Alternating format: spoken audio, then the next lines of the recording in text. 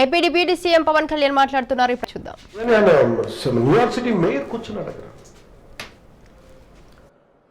ఆయన అందరూ విమర్శిస్తుంటే నాకు ఒకటే ఆలోచన వచ్చింది. అన్ని స్థానిక సంస్థల్లో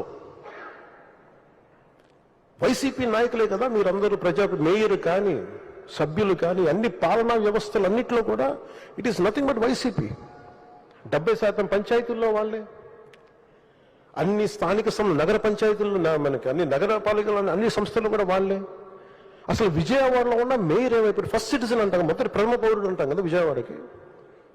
వాళ్ళకి బాధ్యత లేదా? వైసీపీకి బాధ్యత లేదా? ఎంతసేపు ఆయన విమర్శించడమేనా? నాకు అనిపించింది అసలు పంచాయతీలు కానీ స్థానిక సంస్థల్లో ఉండే వైసీపీ సభ్యులు కానీ ఏమైపోయారు? కష్టాలు వచ్చినప్పుడు అందరం కలిసి కట్టుగా ఉండాలి, కానీ తర్వాత కొట్టుకుందాం. ప్రజలు కష్టాలు ఉన్నప్పుడు అప్పుడే మాట పెట్టుకుంటాం.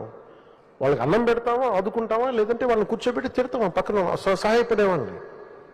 బురదలోకి దిగి నీళ్ళల్లోకి దిగి ఆయన ఒకవైపు నడుస్తూ ఉంటే ఆయన అభినందించాల్సింది పోయి ఆయనకి పక్కన మనం కూర్చోబెట్టి ఒక మాట అనుకుని ఉంటే చాలు చేసే వ్యక్తిని. ఆ రోజున ఆయన పడ్డ కష్టం నాకు నిజంగా నాకు గుండె చెమర్చింది. మీరు ఆ రోజు ఇచ్చింది వరదలు ఇచ్చింది గౌరవ ముఖ్యమంత్రిగా చెప్తాను. మీరు చాలా వరదలు ఉన్న ప్రజలకు కాదు సార్, మీరు ఒక అధినేత ఎలా ఉండాలి, ఒక ప్రభుత్వాన్ని నడిపే అధినేత ఎలా ఉండాలి మీరు దేశానికి చూపించారు చంద్రబాబు గారు. మనస్ఫూర్తిగా ఇన్స్పైర్ అస్.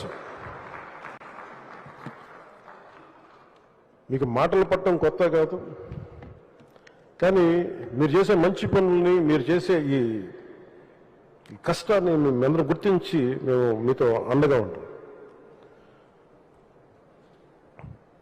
అలాగే నేను ఈ 100 రోజుల్లో కూడా కీలకమైన ఆంధ్రప్రదేశ్లో పంచాయతీరాజ్ సంబంధించి గ్రామీణాభివృద్ధి శాఖ సాధించిన పురోగతి మీకు నేను తెలియజేసుకుంటాను.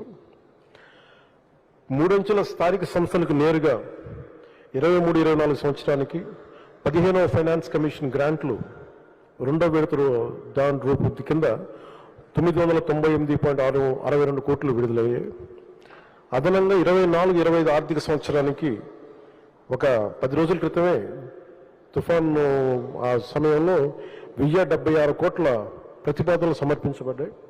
ఇందాక వస్తుంటేనే మెసేజ్ వచ్చింది, అది కూడా ఆమోదం పొందింది, ఈరోజు శాంక్షన్ కూడా అయింది. ఎందుకంటే మన గౌరవ సభ్యులందరూ మాట్లాడితే మనకి పంచాయతీలకు ఉంది అంటే మీకు పంచాయతీరాజ్ శాఖ తరఫున మీకు మాటిస్తున్నాం. నిధులు మెల్లిమెల్లిగా రావడం స్టార్ట్ అయినాయి. చంద్రబాబు గారు 10 సార్లు ఢిల్లీ వెళ్ళి మాట్లాడి ఆయన నాయకత్వ ప్రతిభతోటి నరేంద్ర మోదీ గారి ఆశీస్సులతోటి ఆంధ్రప్రదేశ్ మెల్లిమెల్లిగా కోలుకోవడానికి ఆసరా ఉంది.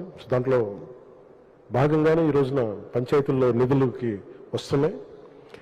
గుంటల దగ్గర నుంచి రోడ్లు, కనెక్టింగ్ రోడ్స్, లేదంటే వాటర్, ఇవన్నీ కూడా మీకు చేయడానికి ముందుకు తీసుకెళ్తా ఉన్నాం. అలాగే మేజర్గా మనం చేసింది పంచాయతీలు మీరు గుర్తుపెట్టుకోవాల్సిన 70% పంచాయతీలు వైసీపీ గెలిచిన పంచాయతీలు.